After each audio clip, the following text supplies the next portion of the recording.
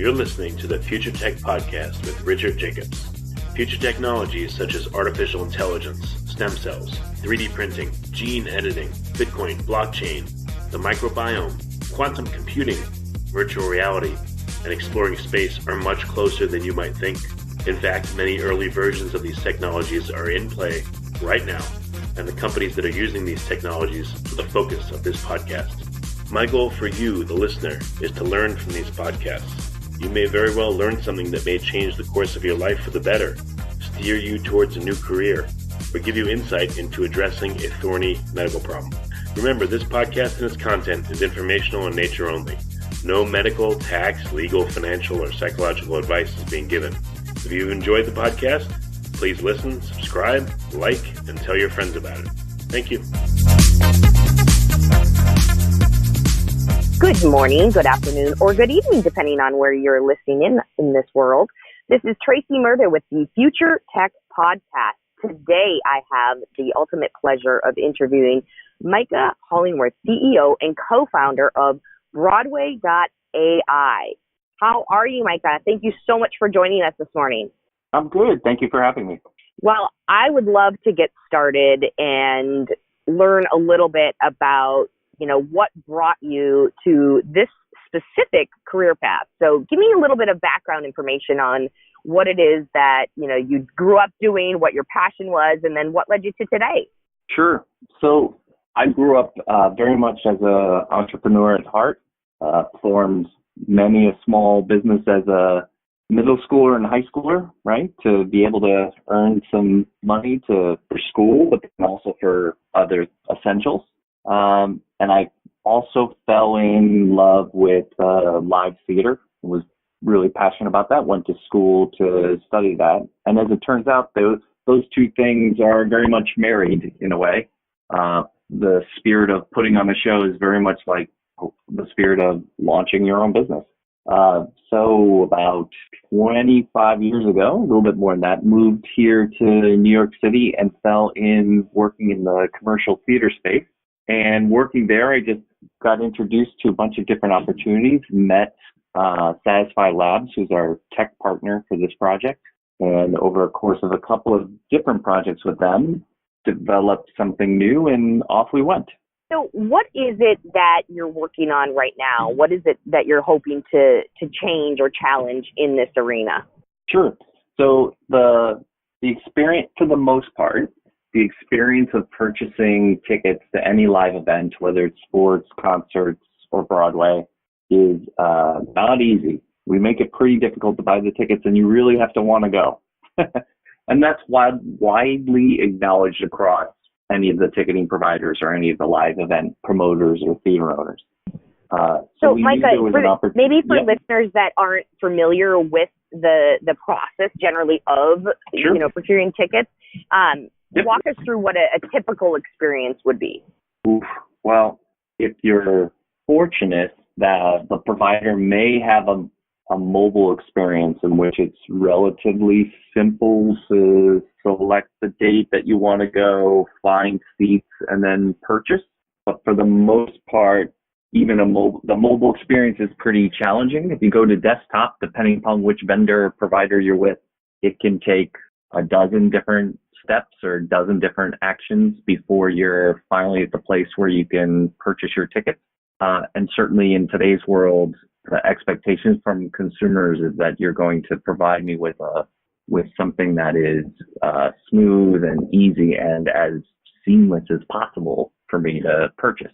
And if you're not going to do that, we want fast. Then very fast, right? And if you're not going to do that, then I may lose you to something else. Now, the one power that the live event provider has is that this may be the only time that Elton John is playing in your city, right? So you're willing, or you go through that experience because you so badly want to see the show.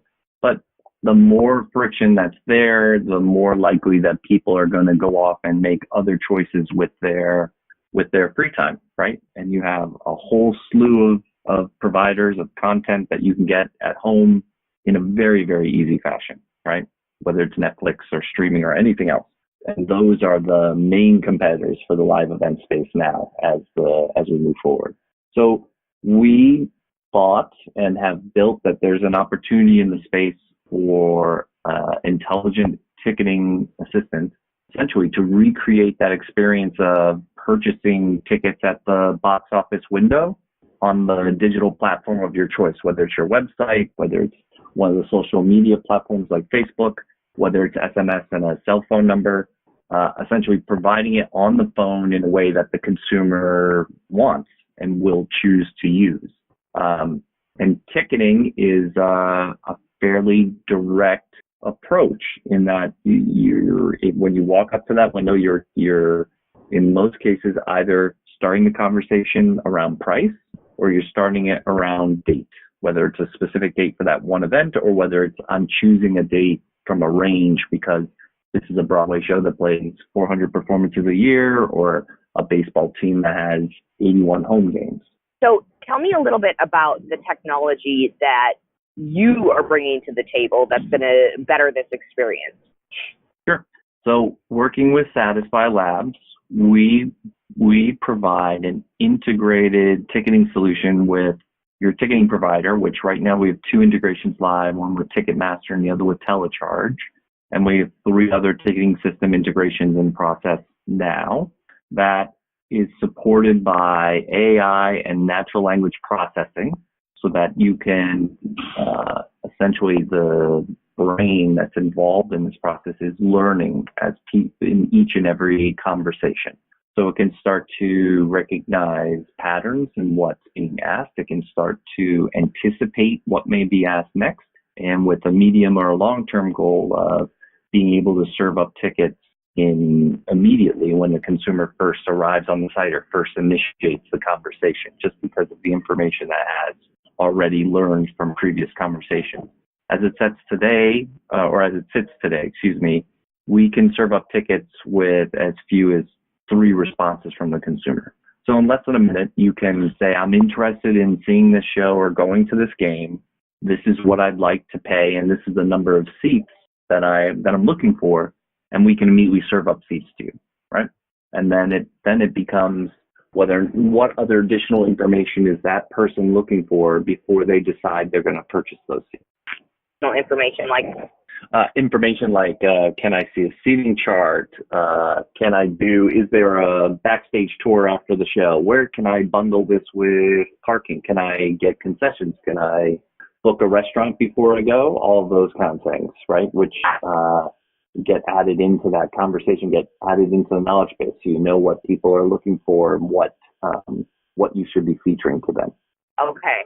So how is it then? Okay, so you go through, let's say you answer a few questions or you ask a few questions. Then, All right, I'm ready to purchase. What happens now? We immediately provide you with a form to complete for payment so that you don't leave the site. You're not linking out, going anywhere else. We encrypt that information, send it to the ticketing provider, and they complete the transaction, send back the ticket. We're in the midst of... Go ahead.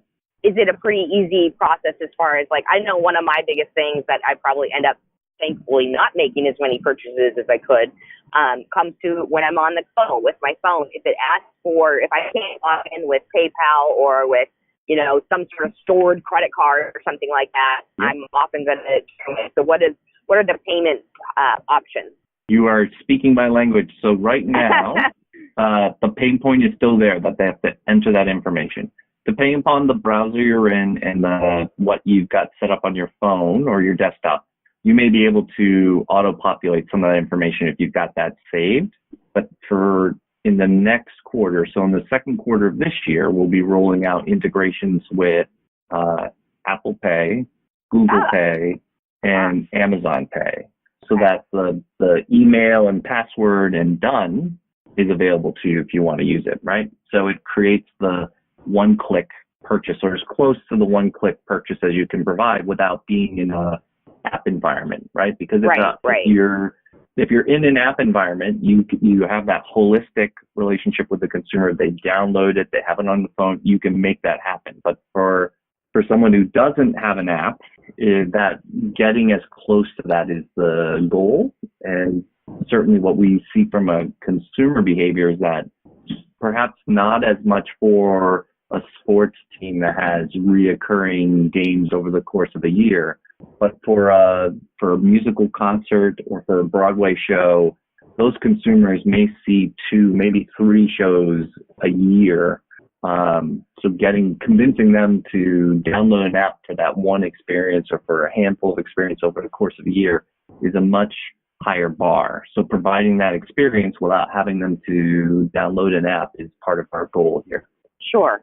So speaking of different types of sporting events and et cetera, what are all of the different types of events that can be booked through your system or through the app? Sure. So right now it's any event that's on Ticketmaster.com. So that covers sports, concerts, and theater. For telecharge, they're primarily theatrical because they're owned and operated by the Schubert organization. So they own about half of the Broadway marketplace and have some road properties as well. And we're in the midst of integrations with a couple of their ticketing partners, including AXS, which is AEG's ticketing platform, and Audience View, which is a larger licensed ticketing platform that covers sports and theater across North America. Ticketmaster, I mean, that's pretty huge. How did that partnership come along, if you don't mind my asking? No, not at all. So it took some time. Clearly from the commercial theater, I had some relationships to start with, and we came and shared our vision of what we were building. In complete transparency, they shared that they too were building something as well. That Ticketmaster has a concierge type service for Facebook. I don't believe they're really using it on web yet, but they have a similar chat interface or format. But the Ticketmaster is such a large organization, perhaps for their larger clients, but for the majority of their clients, they don't have the bandwidth, even if they wanted to provide a level of customization and reporting to their clients that we're providing straight out of the box to them, right? Because if I'm going to place this in one of my official channels, then I want it to be in my voice. I want it to be the look and feel that furthers the experience I want my consumers to have. And then even more, I want to have that conversational data so I can mine it and try to improve the experience and improve my conversion rate. And that placement of that transparent funnel on their site provides a significant opportunity to our partners, medium to long term, about overall sales patterns and sales strategy. So you're also operating then with a company that already, and yours as well, that already has that built-in or, very secure system, I should say. Everyone's worried about, plugging numbers in, plugging personal information in. I mean, how do you ensure the safety side of things? Yeah, so we don't touch any of the PII, any of that personal information ourselves. So we don't have it and we're not storing it. The provider we use is a company called Spreedly, which is a leader in that space for tokenizing payment details and pushing it through to the primary providers. So working with someone like Ticketmaster, for example, ultimately they're the ones that are charging the credit card. They're the ones issuing the tickets to the consumer. So they have all that information. They can deal with customer service. They're responsible for the security and safety of that personal information and your credit card information, which they have, being the large company that they are, they have significant security and oversight over their system as a whole. Okay. So again, kind of going back to the Broadway aspect of it, or actually, just in events in general, what do you see or foresee as some of the changes from a technology aspect, coming in the near future, maybe 2019, maybe, even farther out, that's going to change the way you have to do business or that you want to do business? Well, you can certainly, Ticketmaster announced last week the launch of their Alexa skills. So certainly voice will be much more prevalent by the end of this year than it was at the beginning. And that just feels like a trend that will continue to deepen. The amount of voice-enabled devices that people now have at home is exploding. Year over year, the numbers were astronomically high for both Google and Amazon. So the chat approach that we're taking now naturally extends into the voice space. We have 2 voice clients that will be launching in the second and third quarter of this year, which will provide a seamless experience, meaning you can say to the device, pay it, and you're done because your account information is already there. Those are being done with Amazon. So the velocity of the frictionless experience, right, will just continue to pick up and deepen. I have two kids, 9 and 11, and I see them already interacting or engaging with voice in all these different ways that just instinctually I wouldn't go to first, and they are just naturally. So for me, I look at them and I go, okay, by the time they're both going off to college, if they so choose, right? So 10 years from now, the majority of how they engage with the technology will likely be voice, right? The majority of things they purchase will probably be done by voice. So while it may not be in the immediate window of the next 18 or 24 months, it does feel like something that is just going to happen and happen. In hindsight, it'll feel like it's happened very quickly when it does overtake it. So trying to anticipate and be ready for that platform is something that we're actively working on now.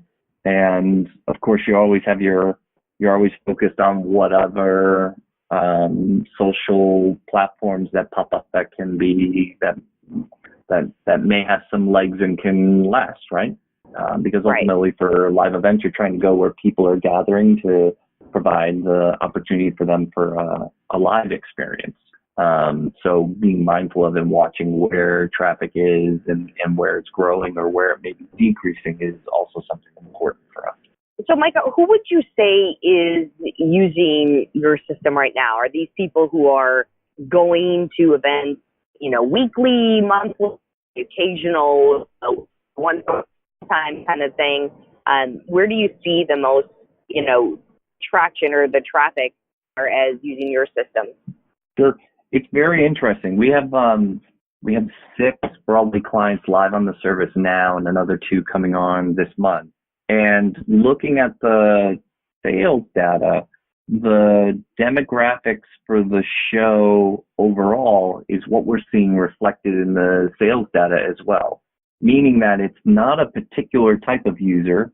Like when we, in early conversations with potential investors or potential clients, they're like, well, I see how somebody who's in their 20s might be interested or might use this, but nobody who's my market, women 45 to 55. I mean, how many of them are really going to use this service to purchase? I don't know, right? And that was a hurdle that we had to jump.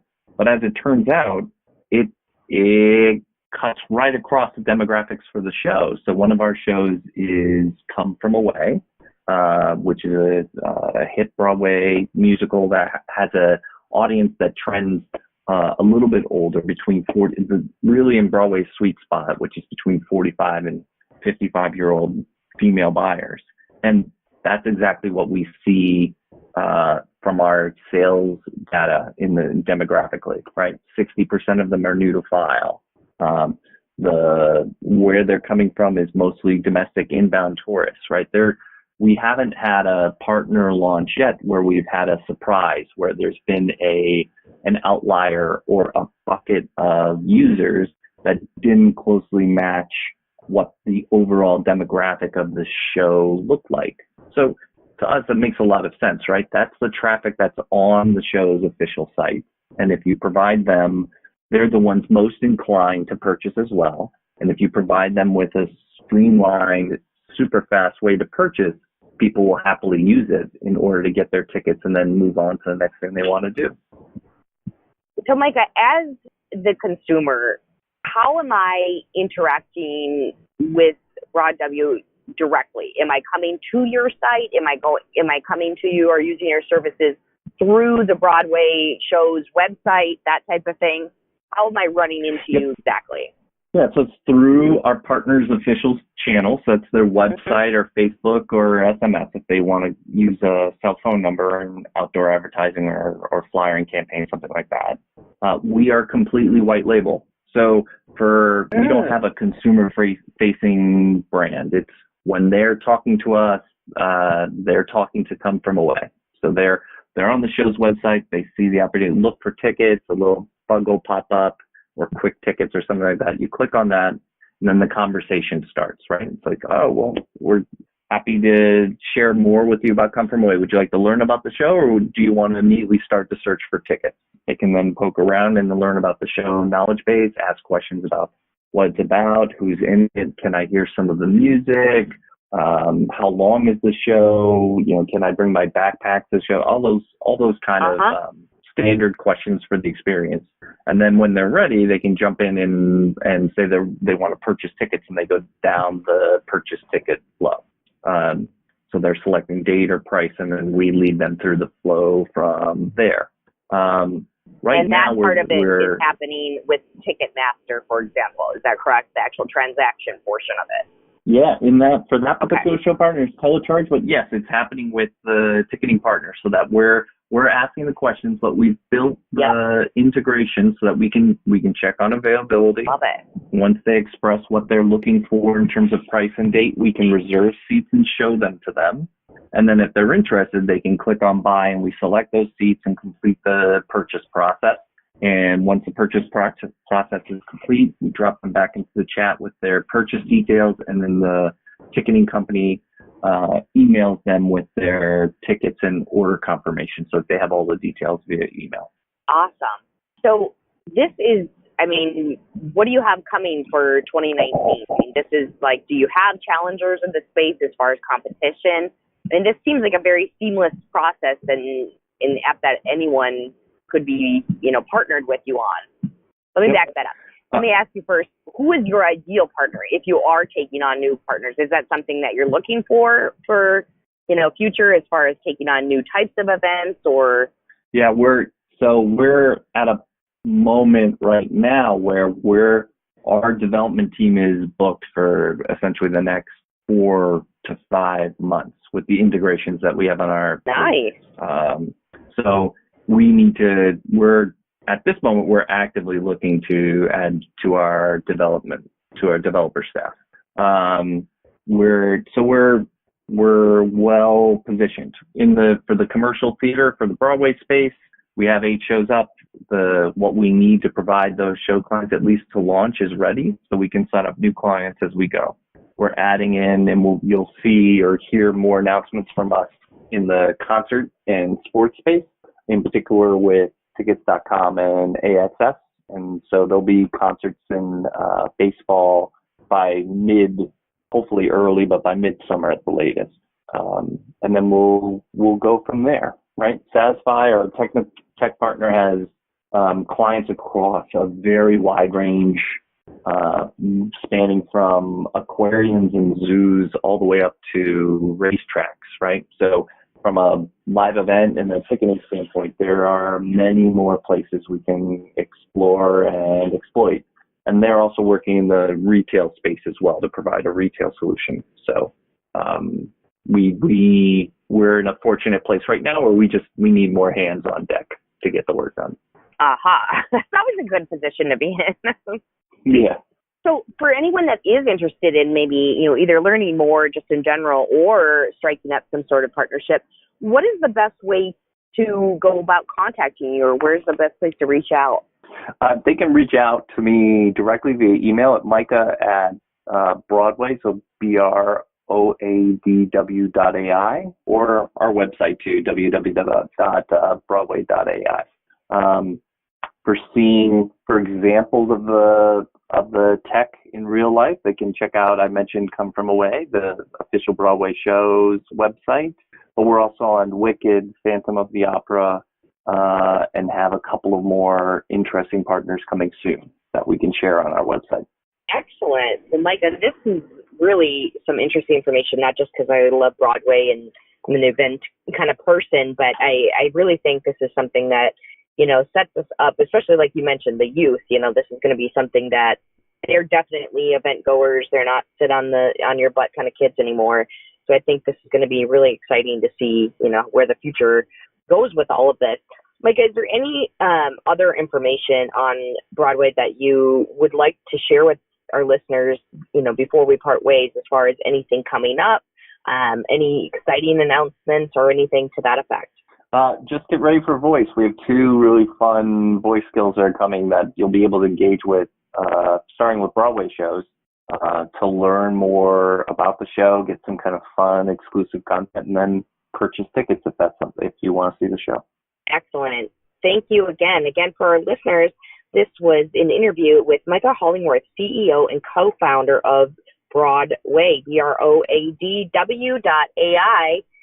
Visit the site if you're interested and reach out. Micah, thank you so much for doing this with us. This has been a true pleasure of mine. Thank you very much. I appreciate your time. Fantastic. Have a great rest of your week.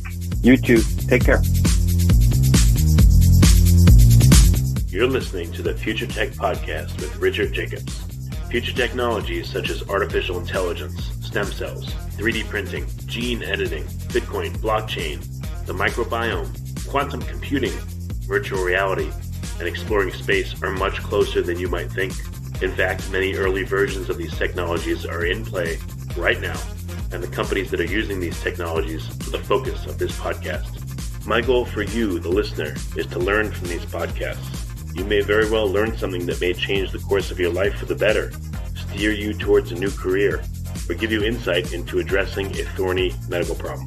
Remember, this podcast and its content is informational in nature only. No medical, tax, legal, financial, or psychological advice is being given. If you've enjoyed the podcast, please listen, subscribe, like, and tell your friends about it. Thank you.